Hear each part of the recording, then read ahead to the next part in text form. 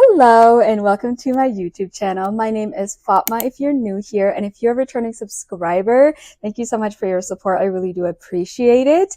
I am a reader getting back into reading. I love fantasy, science fiction, dystopian novels, historical fiction, all that kind of jazz. And happy March, happy Women's History Month. That's crazy to say. The fact that we're already in March is like, wow, okay.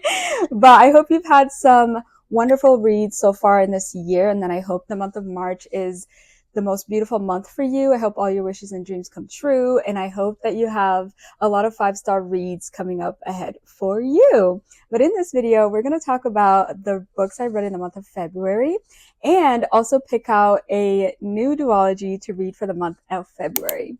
For those who don't know, I'm doing a challenge where I read a duology each month for the entire year of 2026. And so far, I've been having so much fun, and I've created a TBR jar. This is my first TBR jar ever. I've always been a mood reader, so I've never just kind of like trusted a jar to randomly pick for me, but honestly, it's been so fun. And it helps me to just kind of be consistent, and it helps me to pick up books that I would never have picked up on my own. So for the month of January, I read Jesset Eyre and Jesset Crown, which I rated God tier duology, God tier. And then for the month of February, I read Divine Rivals and Ruthless Vows.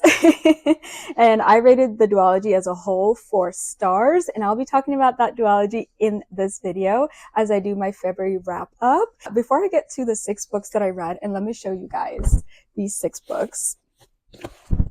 Okay, technically 5 books because I DNF'd one, but the one I DNF'd, I read up to 75% of the book, and I'll get into why I DNF'd it. But look at these books. Aren't they so pretty? And I normally don't read 6 books in a month. I'm a slow reader, and I usually read like 1 or 2 books a month. I kid you not.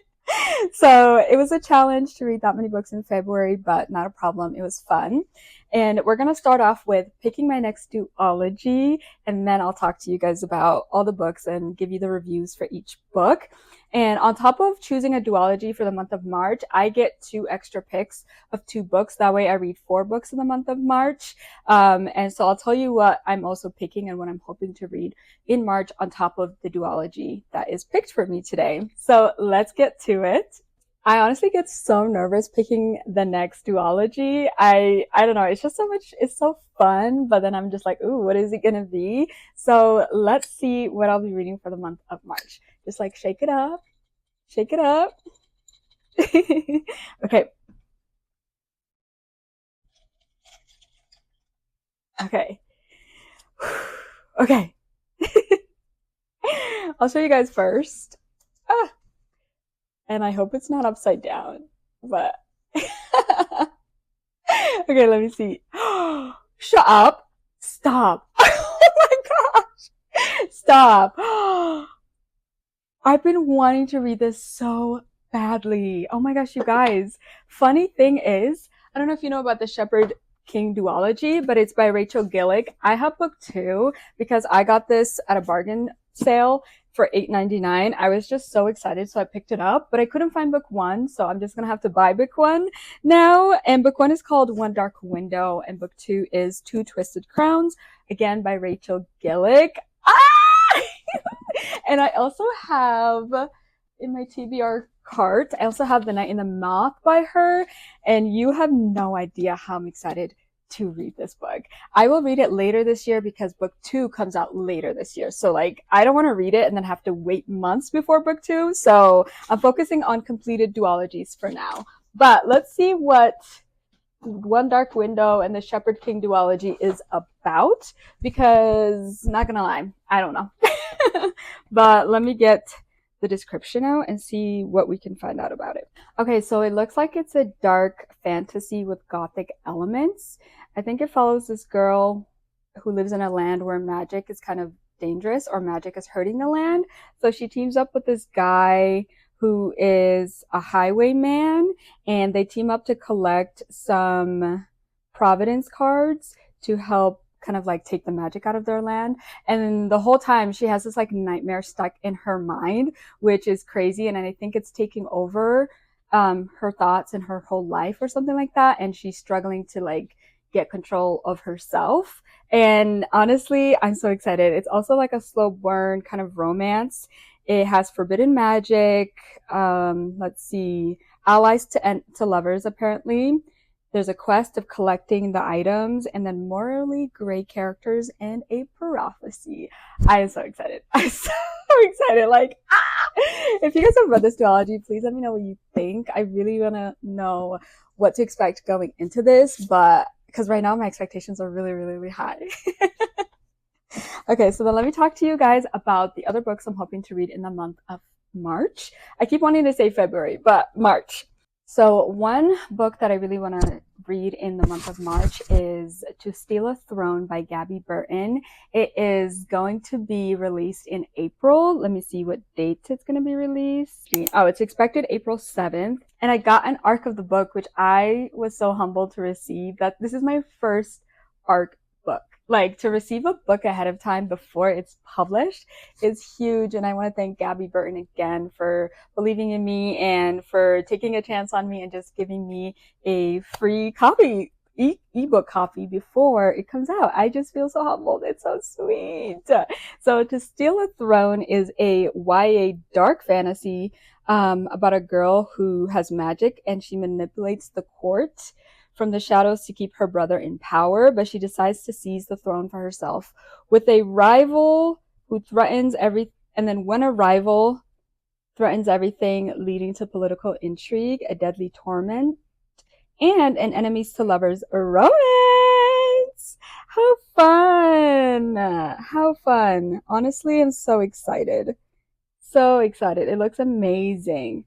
And the cover's so pretty, right? Like, I think it's gorgeous. I think it has some like female rage, female power, and it's perfect for the month of March because it is Women's History Month. And then the other book I want to read is, I can't choose between two, either The Strength of the Few because I just finished The Will of the Many, or Wild Reverence because I also just finished Divine Rivals. Everyone is like, you have to read Wild Reverence after Divine Rivals because it takes place in the same world and it is a prequel. And I know that Wild Reverence is about a goddess who falls in love with a mortal man, and that's like a big no-no. And to be honest, I love the Divine Rivals world so much that I wouldn't mind jumping back into it. And Rebecca Ross is just such an amazing writer. Like, her writing is lyrical, poetic, and whimsical, and everyone has rated Wild Reverence a 5-star. That's huge. I trust that. So I don't know. Help me choose, you guys. And then when it comes to The Strength of the Few, I loved The Will of the Many. 5 stars for The Will of the Many. And so I only imagine that The Strength of the Few is going to be as equally good. And yeah, like, oh my gosh, I don't know. I don't know what to choose. Let me know if you guys have read any of those books and what you think I should prioritize, The Strength of the Few or Wild Reverence. I would love any suggestions and any help with that. Thank you. Okay, that's it for my March hopefuls. Let's get into my February reading wrap up and kind of going into in-depth reviews on the books that I read. So let me put all this away. Okay. I can go down. Let's see. Back there. Shepherd King. Okay. Look at that. Look at these bad boys. Oh my gosh. Okay. So I'll just place them down here and start out with Talia Hibbert. Her books are fantastic. She's such a great writer. She is such a funny person because her characters are all so funny. And I just think that's talent, to be able to, you know, write funny characters and still be able to target really important topics. And her books focus on Black women getting loved on deep down, and it focuses on representing women who may not be considered normal for the main character. So women who are maybe considered bigger, women who have either illness or like autism or mental health disorder. And so yeah, I think she's so cool for wanting to represent mental health and all these other things. So when it comes to Highly Suspicious and Unfairly Cute, it is a YA romance, but the Get a Life Chloe Brown is an adult romance. So for the highly suspicious and unfairly cute, you follow Celine and Brad, who used to be friends. They had a falling out, but now they're rekindling their friendship and their love. They both sign up for this like school program to get a scholarship because they're both seniors in high school. And throughout the whole thing, they just kind of remember why they were friends and why they love each other. And their families are also friends, which is very, very sweet. This felt like therapy because it does address like OCD. It does address like how to emotionally like manage any triggers. It really walks you through Brad's experience of just kind of like cooling down when he feels like he has to do something because of his OCD. And then there's topics of depression and like parental attachment struggles. All those things sound like sad, but I promise you this book was very light and like funny. Celine, if I was back in high school, I would want to be just like her because she's amazing. She's just so cool. And then Get a Life, Chloe Brown. Chloe Brown has a chronic illness and she has this almost accident that wakes her up and makes her feel like I'm not living life enough, so I need to. So she makes this list of like things to achieve, like ride a motorcycle, get camping, all those things she doesn't normally do, and that would be out of her comfort zone. And she's trying to do all those things while having this chronic illness. And then obviously in the apartment building that she lives in, there's this guy that maintains the apartment and he just keeps showing up in her life. And they just have funny, funny encounters. Guess what? He has a motorcycle. Yeah, yep. And it's just so sweet. Both of these are like Grumpy Sunshine type of romance books, light-hearted, funny. If you need a like palate cleanser, or if you just read romance all the time, I think you would love some Talia Hibbert. And then let's talk about this because I just want to get it out the way. I feel so bad, but I did end up DNFing Our Vicious Oats by Annie Davenport. I DNF'd this because it didn't meet my expectations. I went into it thinking that it was going to be a balanced book, balanced plot, story, and character development and the romance. But I felt like the romance kind of overpowered this book, and I didn't really like the two main characters, Kadisha and Malachi. For me, I felt like they were two of the same people as well. They didn't really have distinct characteristics. And the whole book was just them two. Like, we didn't really get much of other characters, and not much was happening. They were just doing the deed all the time. And there were 3 chapters straight in a row where they were doing the deed, and I was like, I can't right now. I need plot. I need plot, please. And yeah, it is marketed as a romantasy, and it is adult standalone, but still, I don't know. This does not mean that I'm giving up on Annie Davenport. No, I will try one of her other books. She does have a duology as well, so I'm not worried about any of that. Just this one didn't work for me, and I'm glad I stopped 75% of the way in because there is a like accidental pregnancy trope. And I was like, oof, that's one of my least favorite tropes. And I'm so glad I skipped out on that. Like, I did not want to read that. I just kind of found out some spoilers after I stopped and I DNF'd it. So yay. I know. Oh, anyways. And then back to my other books that are a little more positive. So Divine Rivals, such a beautiful duology. Again, 4 stars. And Rebecca Ross is just a freaking genius. Like, if anybody wants like inspiration for their like marital vows, get it from her. She just writes the most beautiful love letters. Like, her characters are just like, oh, poetics. They're poets, okay? So with Divine Rivals, you're following Iris and Roman, who are war correspondents. At the beginning, they are competing against each other, and then they both enter the war as war correspondents, writing about the war and informing people in their hometown about what's actually going on. And the war is between these 2 gods, and it's just so well written. Everything was intentional, and I really, really do like the main characters. There's a lot of character development. The romance does speed up, but it's not in a really bad or toxic way. It just, their love was sped up in a way that makes sense. They go from like rivals at their job to friends to lovers. I loved that so much. They knew each other very well, and that was very sweet to kind of witness. And it is dual perspective, so you get Iris and Roman's perspective. And the whole time they also are writing to each other back and forth using these magic typewriters that will kind of like be explained in the book. And then there are additional characters that are just so kind. There's like a family, like found family trope, best friends trope, and Addie and Tobias. I wanted more from these guys so badly, but we didn't get more, and that's okay. The little blurb that we got about them would be great. I think it'd be fantastic if Rebecca Ross one day wrote a just like a novella about Tobias and Addie. I think that would be cool. I would eat that up. Like, please, Rebecca, please. But anyways, that's that. So I highly recommend if you're looking for a lighthearted historical fiction fantasy. It's really good. And the world building is not like difficult or extreme. It's very light, it's easily explained and very clear.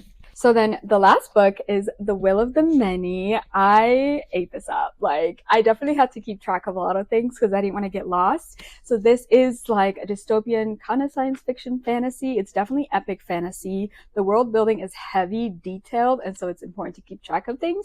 But I think James Iselton, I hope that's how you pronounce his last name, he does a good job of kind of explaining the world and explaining the different like rules of the society, because there are different hierarchies. And so you follow the main character Viz, who change his name, have his own like fake backstory to go to this like academic setting place, the school, where he can like rise up in the hierarchies and try to like unravel secrets about the government and about the military and everything that goes on in this world. The characters are fantastic. Every single character literally has like secrets. Every person is like putting up a wall, and it's not frustrating at all. It just makes me like very curious, and it's fun to not trust everybody. It's like, okay, you're saying this, but like, what are you actually saying? And who are you actually? But it's so good, you guys. And Viz is such a great character. I love when the main characters are very kind, considerate, empathetic people, but also like super strong and courageous and have good boundaries. That's how I feel about Iris and Roman. That's how I feel about Viz. This does remind me of Red Rising, but also still very different. This I think has some Roman like empire themes in it, so it's a little different. And I think Viz and Darrow, completely different characters in my opinion. But Viz is just focused on survival, and he's such a good person. Even the people who are his enemies, he doesn't want to hurt them, and I think that's cool. So, and it ends in such a big cliffhanger, but yeah, I think you guys would enjoy this if you are ready to jump into a science fiction epic fantasy that really requires you to pay attention. So there's that. But that's all of the books I read in the month of February. Tell me what you guys have read in the month of February. If anything kind of stood out for you, anything that was your most favorite book or least favorite book. Yeah, thanks for joining. And if you made it to the end, you're so kind. I really appreciate you. Please subscribe, give me a thumbs up, stick around, and have a lovely month of March. And stay hydrated, sleep well, take care of yourselves, please. And I will see you guys next time. Bye.